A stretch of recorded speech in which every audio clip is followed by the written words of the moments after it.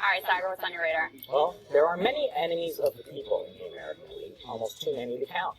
But if you were to put a gun to my head and force me to choose which specific area of American life most are concentrated, it probably wouldn't surprise many of you to hear me say Wall Street. And among Wall Street, it is the hedge funders. And within the hedge funders, it is a specific set of people known as the short sellers. For years, the short sellers have colluded amongst themselves, used the media and more to manipulate markets and specific stocks by forcing massive runs on well-meaning companies, all so that they can make billions on the flip side. None of this has anything to do with creating value, making money in a good fashion, or anything of production. It is simply leeching off the American financial system to the tune of hundreds of billions of dollars for a select group of the financial elite. And for years, they've run the table. Until now, where the first populist uprising in finance just toppled a few select Wall Street titans, which is ushering in what I hope is a new era of democratized finance. Now, before I begin, I want to make clear I do not condone short selling, buying stocks, gamification, or speculation. In fact, I mostly think it's bad for everyone, and you should in no way construe this segment as financial advice. So let's get to our tale. It starts with GameStop. Yes, you heard me right, GameStop. That store that you probably haven't been to in like a decade. Now, the story of GameStop and its recent market actions is itself a tale of corruption within the Wall Street elite, and how a band of mostly young, underemployed, and spiteful millennials banded together to make them pay a real price for the first time in decades. Major Wall Street institutions like Melvin Capital, which is managed by Gabe Plotkin, took out huge short positions on GameStop stock. They were joined by analysts like Andrew Lapp of Citron Research in taking the public position that GameStop stock would go down.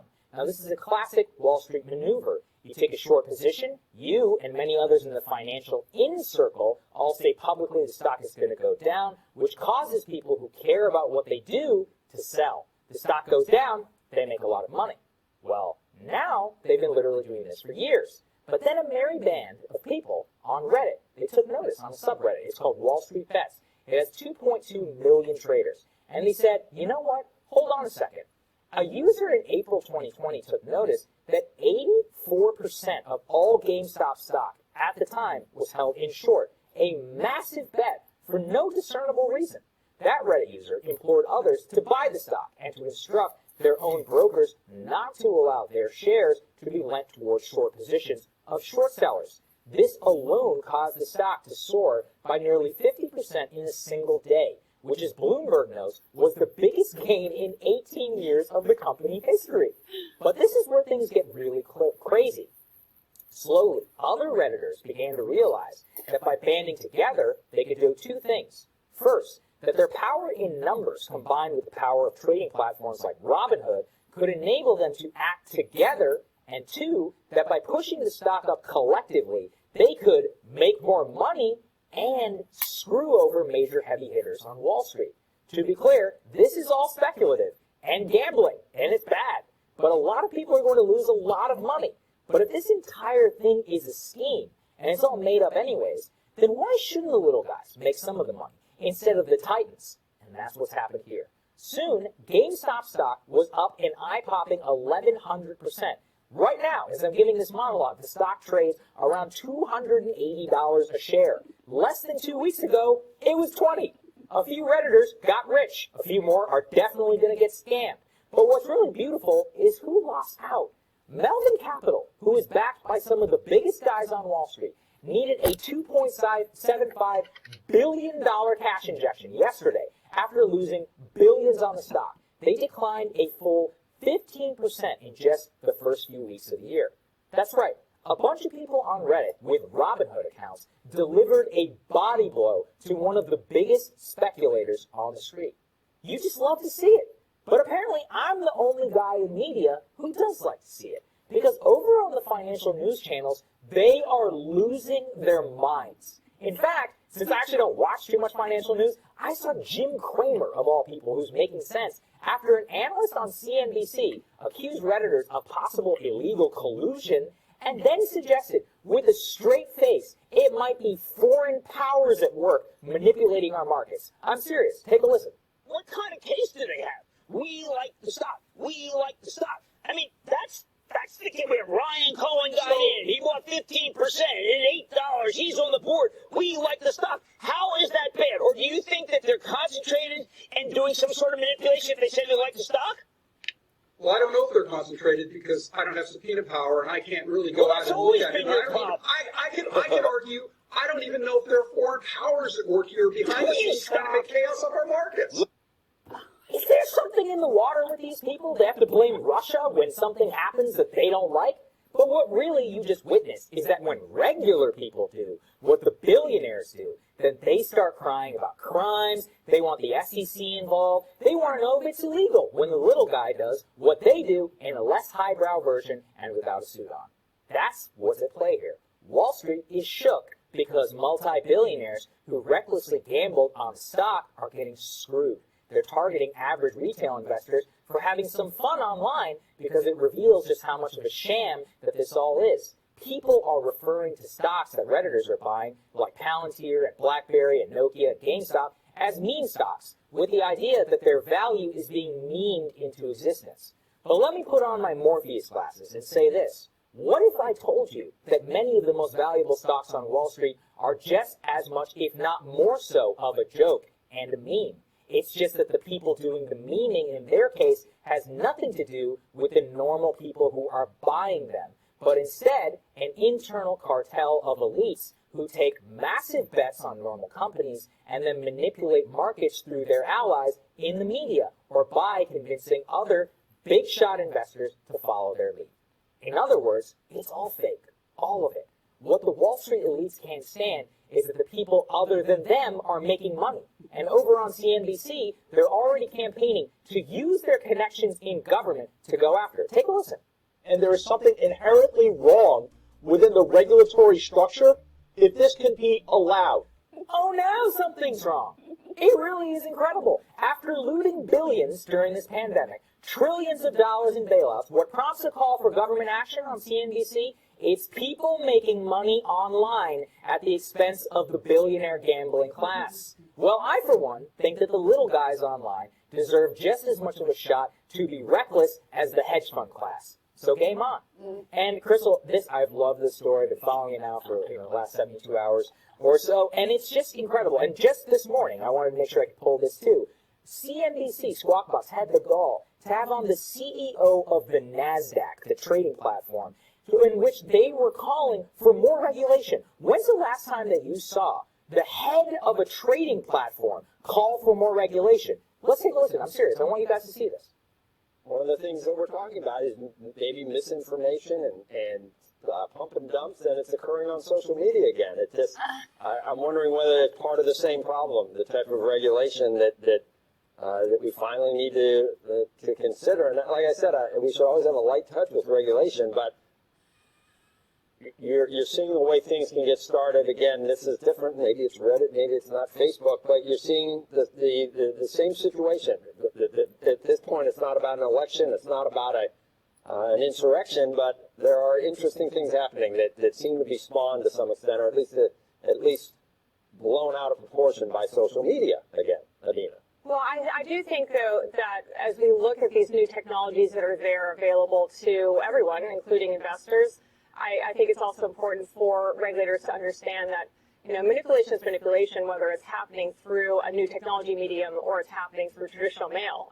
So I think it's just a matter of making sure that we understand what the behavior is, what's underpinning the behavior, and working appropriately with the regulators to manage the situation. Oh yeah, now they want regulation. They can let high-frequency traders flash crash our markets. They let people drive up stock. They've been memeing this stuff for decades. Right. But now that it's not them, that they can't control the information flow, now they want to use the power of the SEC and FinCEN to go after a bunch of people on Reddit who are making like $500 to $1,000. I also can't get it. He just compared it to Stop the Steal. There you go. Oh, this is misinformation. Add that to the dude. It was like, oh, could be foreign interference. Where did they get this Could be from? Russia's like, oh my God. Put it straight into my veins. This is all amazing, and all of your, caveats. This is not investment Don't advice. do it. It's bad. Any of it, it's gambling, it's reckless, it's speculative, all that stuff. But they are trying to pull off, and have actually, I think, pulled off the rarest of rare occurrences, which is an actual transfer of wealth from Wall Street That's right. to Main Street. I mean, without getting too bogged down in the mechanics of that, that's basically what you're talking about here. We always say on this show that the stock market is just a graph of rich people's feelings. Now there's one teeny tiny little asterisk where it's a graph of these like regular people on Reddit, many of whom have gotten completely screwed over during the coronavirus pandemic, and so they have a lot of time on their hands to look around at these stocks and see what's going on, of them being able to actually get in on the game. And to watch these people lose their minds is incredible. We were just looking at a story just before we came on that shows you how fake the market is, how elites are allowed to rig it and use it to their advantage all the time with zero consequences whatsoever. Nancy Pelosi is actually betting on Tesla, knowing potentially that Biden's electric vehicle plan would benefit. Like, how is that legal? How is that kind of stuff legal? And you're worried about people on Reddit just being like, hey, let's buy this stock. Yeah, I mean, I remember we actually covered this show. I wanted to bring it up. Back in March, remember billionaire Bill Ackman? He went to the stock market spiraling during a 28-minute interview. He's one of the first people to say this thing is crashing. Well, at the same time, he was buying shares at the market bottom. What's different about that? Nothing. But nobody cares. Bill's, he's a smart guy, right? It's all good. But when these guys do it, when Bill does it, do you see the CEO of the NASDAQ calling for regulation of his friend, or for the SEC commissioner or any of these other people investigating them? Absolutely not. They cannot fathom that people are realizing it's all a fugazi, like they say in Wolf of Wall Street. And whenever average people begin to realize that, and then realize that it's just this old system, of just archaic people working the phones with each other, selling stocks back and forth, taking out massive short positions and more, that they were making billions, that all of a sudden, now that you can put the idea in people's heads, that you can disrupt that, you can't take that away. Right. So when you can't take that away, then you have to use the government in order to crack down on that. And we got to fight against this as hard as we can. Look, if they want to pass a blanket U.S. law banning all speculation, I'm down. All of it. Let's do it. I will put, my seal of approval, endorsement. I'll fight as hard as I possibly can. But that ain't going to happen. They just want to ban other people speculating and not their own speculation. That's what they can't stand. And here's the thing, is like, it's not, I don't want to be overly simplistic here. It's not like short selling is always bad. Yeah, short sellers actually uncovered what was going on with Enron. Right. Short sellers uncovered, some of them, what was going on with the housing crisis and the financial bubble there. But what you see in this instance with GameStop is that they just kept doubling down on this position and aggressively destroying this company and driving it into the ground, which has real world consequences for example, the workers who, rely on an income from working at GameStop. They were so greedy and they pushed this thing down so far and had such an aggressive short selling position. That's what they're getting punished for. If they had shorted this in like a reasonable way, and they would have made plenty of money there, but the fact that they wanted to drive the stock into the ground, essentially force a bankruptcy, that's what they're ultimately getting punished for here. So, good. I love to see it. Yeah. I love to see that you're making all of these people so incredibly uncomfortable that they're crying to the Biden administration for new regulation. Amazing. Yeah, and I'm sure, somebody in the Biden White House will be like, this is terrible, blah, blah, blah. Not, the rest of the stuff that happens within the market. It's just amazing. And one of the things that we're beginning to realize, if it's all fake, then we can name what we want into existence. We can actually use our power as people in order to make it so that the stocks reflect what we want valued in our society. I was joking with some friends, so I've seen these new things. Hedge funds are now hiring chief meme officers to try to get their portfolio companies that's real? get meme. I thought that was a joke. That's a real thing. That's a real thing. You can't put anything past these people. They're scum. But you know what?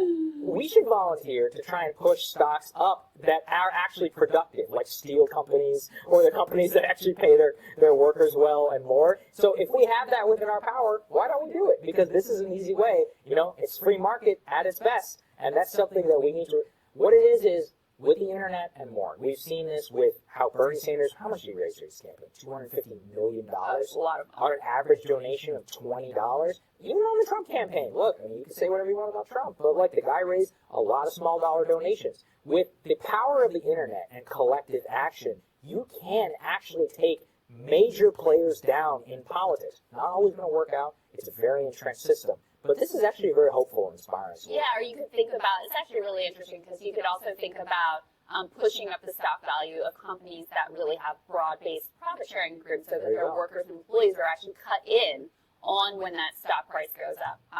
Anyway, it is a fascinating story. It is a really it really is a sort of titanic shift in the way that people are thinking about approaching the markets. And of course, the elites are losing their mind over it. Loving it. Next on Rising, Team Rising is going to join us to discuss the latest on Trump's second impeachment trial. That when Rising returns.